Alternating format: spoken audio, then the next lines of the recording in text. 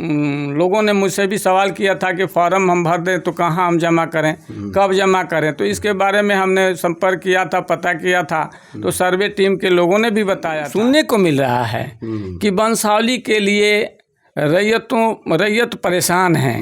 वंशावली कहाँ बनेगा, कैसे बनेगा, कौन बनाएगा। कभी शपथ पत्र के माध्यम से तो कभी सरपंच के माध्यम से अनेक भ्रांतियां पैदा कर दी गई हैं। मॉर्निंग, नमस्कार, सलाम, सत श्री अकाल। मैं हूं तस्लीम तन्हा और अभी मैं आ गया हूं माझी के वार्ड नंबर 12 नगर पंचायत माझी वार्ड नंबर 12 में। और आज मैं अपने आज़ाद नागरिक न्यूज़ एंड ब्लॉग के माध्यम से आपको बहुत ही अच्छी जानकारी देने जा रहे हैं। अपने वीडियो के माध्यम से मैं हमेशा से आपको एक यूनिक बिजनेस आइडिया देता हूं तथा यूनिक लोकेशन के बारे में बताता हूं, जिससे आप तक हमारी अच्छी जानकारी पहुंच सके। इसी प्रकार आज की एक अच्छी जानकारी आपके बीच लेकर के हम आए हुए हैं ज़मीन सर्वे से रिलेटेड। और आज हमारे सामने बैठे हुए हैं, हमारे बगल में बैठे हुए हैं माझी नगर पंचायत वार्ड नंबर 12 के वार्ड मेंबर हैं अशोक यादव जी। और इनसे भूमि के बारे में हम जानकारी लेंगे कि किस तरीके से भूमि सर्वे हो रहा है। और क्योंकि ज़मीनों से जहाँ तक की बात करें तो इनको माझी प्रखंड के अंदर काफ़ी ज़मीनों के बारे में जानकारी है, क्योंकि शुरू से ये ज़मीन के अच्छी तरीके से जानकारी रखे हैं, चाहे वो नाप तोल का हो या फिर किसी प्रकार की ज़मीन है उसके बारे में इनको अच्छी तरीके से जानकारी है। तो मैं चाहता हूं कि आप लोगों के बीच में एक अच्छा वीडियो जाए, जो आपके मन में तरह तरह के सवाल हैं ज़मीन सर्वे को लेकर के, वो सवाल ख़त्म हो जाए और बहुत विस्तार पूर्वक अच्छी जानकारी देंगे। हमारे साथ बने हुए हैं अशोक यादव जी। नमस्कार सर, आपका स्वागत है आज़ाद नागरिक। बहुत बहुत धन्यवाद आपको भी। मैं आपसे, मेरा पहला सवाल रहेगा कि ये ज़मीन सर्वे है क्या? अभी जो विशेष सर्वे अभियान बिहार सरकार के द्वारा चलाई जा रही है और इस अभियान के माध्यम से सर्वे का जो संगठित टीम है वो हर अंचलों में पहुंची है और हल्का के अनुसार सभी सर्वे टीम के लोगों को प्रचार प्रसार के माध्यम से हर एक हल्का के अंतर्गत ग्राम सभा करके और बताई जा रही है, निर्देश दिया जा रहा है कि आप अपने अपने भूमि का प्रपत्र के माध्यम से भरकर और जमा करें, ताकि आपका ज़मीन आपके नाम पर खतियान बना दी जाए और आपका नाम दर्ज कर लिया जाए। यानी कि इस ये भूमि सर्वे में रैयत का नाम जोड़ा जा रहा है कि जिनके नाम से मैंने वो ज़मीन चढ़ जाए, चाहे वो ख़ानदानी हो या फिर जो भी मैंने बेनामी की जो ज़मीन होती है, मैंने रैयत का नाम ये जोड़ा जा रहा है या फिर रैयत से नीचे भी जोड़ा जा रहा है? हाँ, इसके बारे में वो चूँकि लगभग जो आरएस खतियान हम लोग के यहाँ लगभग 100-125 बरस पुराना हो गया। अच्छा। कुछ ऐसा भूमि है जो सीएस खतियान के तहत, साबिक सर्वे खतियान के तहत जैसे कि चल रहा है।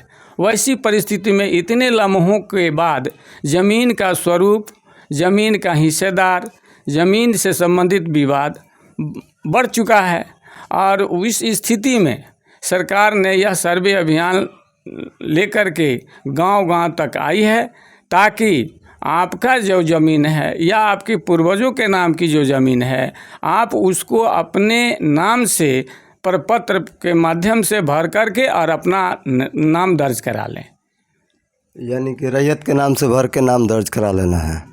जैसे कि इसमें सवाल बनता है फॉर्म भरने का, प्रपत्र भरने का, इसकी मैं जानकारी लूँगा कि किस तरीके से, जैसे हमारी खतियानी ज़मीन है तो हम प्रपत्र को किस प्रकार से भरें?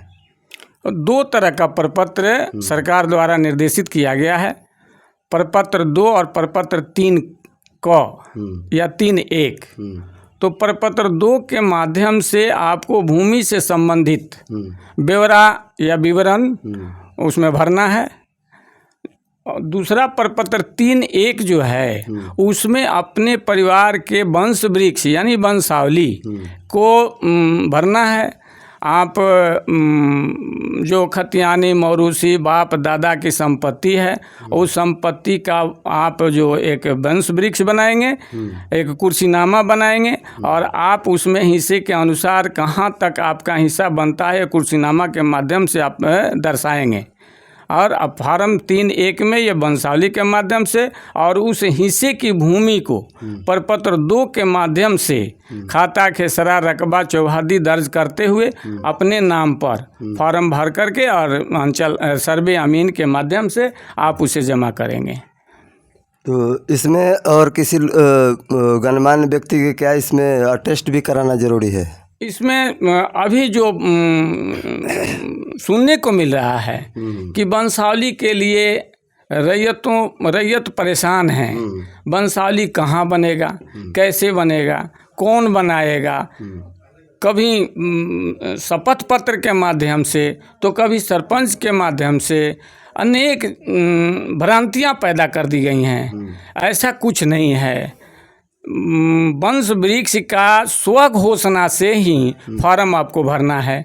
आप उसमें सही अपना वंशावली, अपना वंश वृक्ष को ही क्या करें भरेंगे और वंशावली के लिए आपको किसी जनप्रतिनिधि के यहाँ या शपथ पत्र के माध्यम से यहाँ कहीं नहीं जाना है। आप अपना स्व घोषणा करें और स्व घोषणा के माध्यम से ही प्रपत्र 3(क) में आप अपने वंश वृक्ष को भर दें।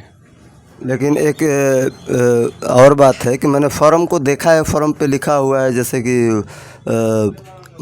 आप तो नगर पंचायत में हैं, वो वार्ड पार्षद के साइन या सरपंच का साइन या मुखिया का साइन, ऐसा कोई कंपलसरी है क्या फॉर्म पे? ऐसा कुछ कंपलसरी नहीं है। आप चाहते हैं कि हम अपने वंश वृक्ष पर, अपने कुर्सीनामा पर किसी का हस्ताक्षर करा लें, क्या कहते हैं अनुशंसा के तौर पर ना, तो आप जाके करा सकते हैं। लेकिन ऐसा कोई अनिवार्य नहीं है कि कराना ही है। अच्छा, ऐसा कुछ नहीं है, ऐसा अनिवार्य नहीं। हाँ, जैसा कि अभी आपने देखा, इनसे मैं जानकारी ले रहा था कि हम फॉर्म को किस प्रकार से भरें। इसमें मुझे नहीं लगता है कि ये बहुत डिफ़िकल्ट बात है जिसमें लोग बहुत परेशान हो रहे हैं। अभी अशोक जी ने बताया भी कि तरह तरह की भ्रांतियाँ फैलाई जा रही हैं, तो इनसे बचें। और सही जानकारी के लिए आप आज़ाद नागरिक न्यूज़ चैनल को आप सब्सक्राइब कर लें और इसे लाइक करें, हमें हौसला दें, ताकि अगर आपका कोई सवाल है आप हमारे कमेंट बॉक्स में उस सवाल को ज़रूर लिखें। हम पूरी कोशिश करेंगे इसकी पूरी तरीके से जानकारी देने के लिए। और एक और भी सवाल, हमारे साथ में दूसरे भैया बैठे हुए हैं, आपका परिचय नहीं जान पाया, आप थोड़ा बता दीजिए। मेरा नाम संजीव कुमार श्रीवास्तव है और मैं पूर्व में प्राइवेट बैंक में मैनेजर था। अच्छी बात है, आप हमारे साथ जुड़े हुए हैं इस चैनल के माध्यम से। ज़मीनी सर्वे को लेकर के आपको कैसे कैसे सवाल जो आप लोगों के बीच में आता होगा, क्योंकि गांव के लोग करते ही होंगे, क्योंकि हमारे से जब सवाल होता है कि ये फॉर्म कैसे भरे हैं तो हमारा रैयत में नाम नहीं जुड़ा हुआ है। नहीं, इस रिलेटेड मेरे पास कोई क्वेश्चन नहीं आता है, क्योंकि इससे मतलब मेरा कोई ताल्लुक ही नहीं है।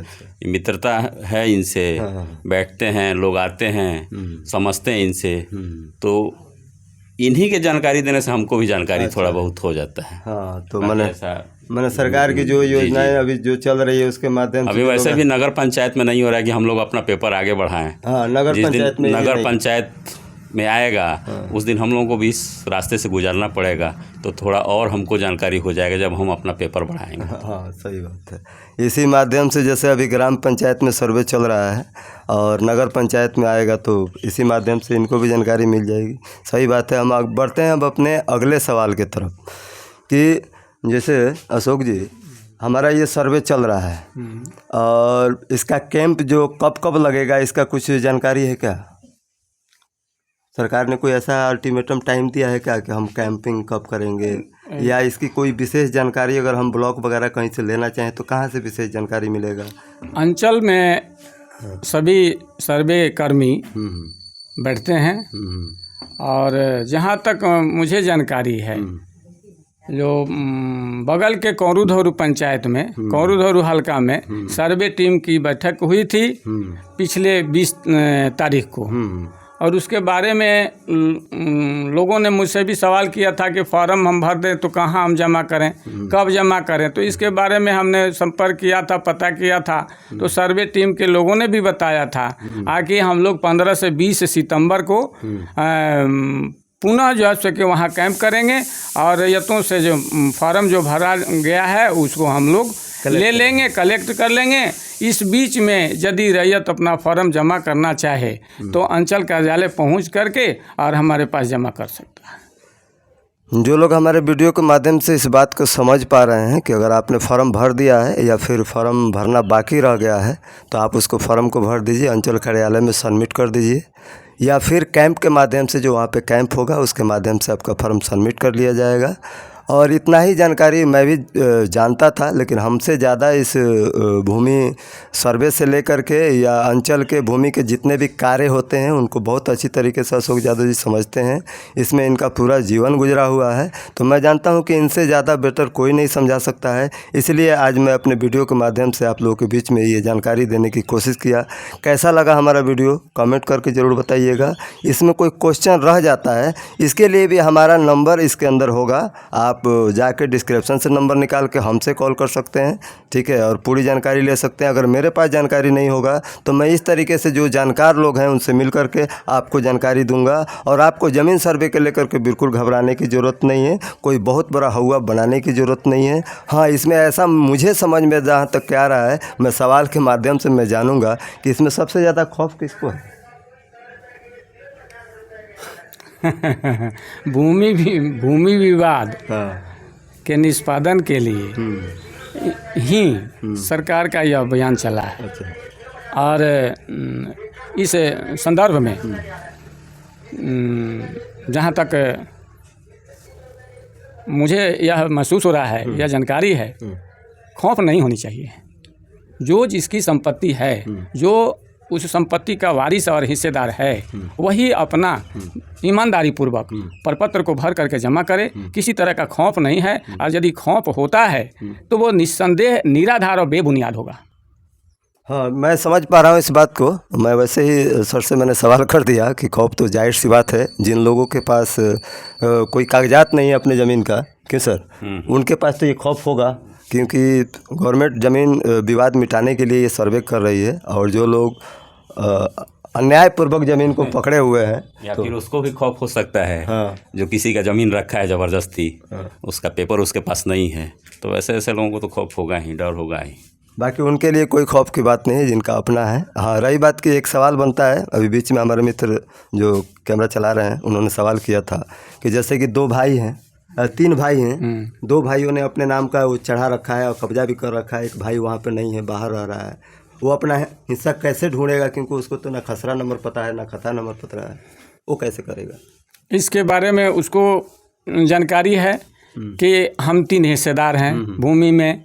मौरूसी भूमि में जो बाप दादा की संपत्ति है उसमें हम 3 हिस्सेदार हैं। उदाहरण के तौर पर उसमें एक हिस्सेदार यानी एक भाई अपना हिस्सा बेच चुका है, और चूँकि खतियान बाप दादा के नाम पर है, भूमि की जमाबंदी भी बाप दादा के नाम पर ही है, और उस परिस्थिति में पुनः वो दावा करता हो तो वह दावा उसका गलत होगा, क्योंकि उसने अपने हिस्से की भूमि को बेच दिया है और बायदार उस हिस्से की भूमि पर दखल कब्जा में है, तो रेस्ट उसका जो बचता है वो अन्य दीगर फरीकैन दीगर हिस्सेदार अन्य भाइयों का होगा, न कि उनका उसमें फिर मिला करके 1/3 होगा। ये गलत बात। जो नहीं बेचा हो और उसको जहन में ये पता नहीं है कि हमारा भूमि कहाँ है, कितना है, क्या है, तो यदि उसको पता है कि लोकेशन से कि हाँ खेत मेरा फलाना जगह था या है, या उसको जानकारी है कि यही खेत हमारे जानकारी में बोआ जाता था, तो उसके बारे में मैप से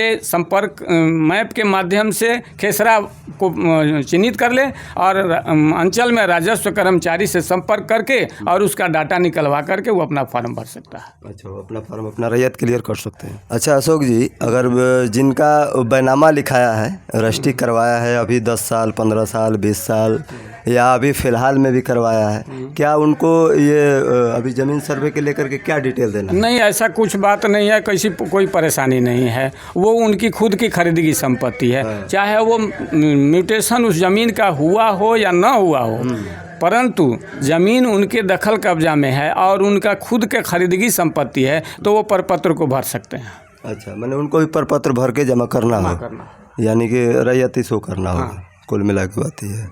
और जैसे कि अभी से 20 साल 25 साल या 50 साल पहले, क्योंकि सुनने में आ रहा है कि ये सर्वे लगभग 100 साल बाद आ रहा है, ये सच्चाई है? हाँ, बिल्कुल बिल्कुल। तो इस 100 साल के दरमियान, 70-80 साल के दरमियान कोई ज़मीन कोई लिखवाया और उसका दाखिल खारिज नहीं करवाया और उस ज़मीन का बंटवारा भी नहीं हुआ, और लगभग ये कहानी 50 साल पहले की हो, और उसको अभी किस प्रकार से इस फॉर्म को भरना है, क्योंकि ऐसे भी बहुत ऐसे फैमिली है, ऐसा परिवार है कि दादा परदादाओं के ज़माने से उनका बटा नहीं है, बगीचा वैसा ही है, ज़मीन वैसा ही है, और सब लोग अलग अलग रह रहे हैं, अपना अलग अलग खा रहे हैं, कमा रहे हैं, उनका नाती अलग खा रहा है, उनका पोता अलग खा रहा है, उनको कैसे भरना है?